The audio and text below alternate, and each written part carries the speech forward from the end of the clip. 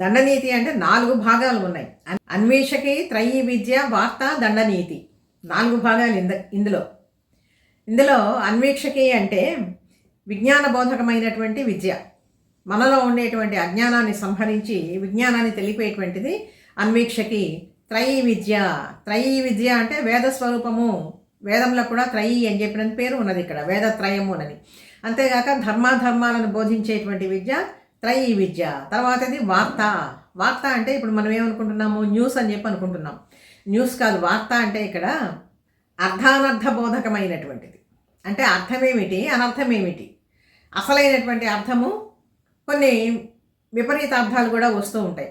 వీటన్నిటిని కూడా తెలియజెప్పి వివరంగా చెప్పేటువంటిది అర్థానర్థ బోధకమైనటువంటిది వార్త అని చెప్పి ఇక్కడ మనం చెప్పుకోవాలి. చిట్ట చివరిది దండనీతి. దండనీతి అంటే ఏంటి, ఇంకా నేరం చేసినటువంటి వాళ్ళని శిక్షించటం.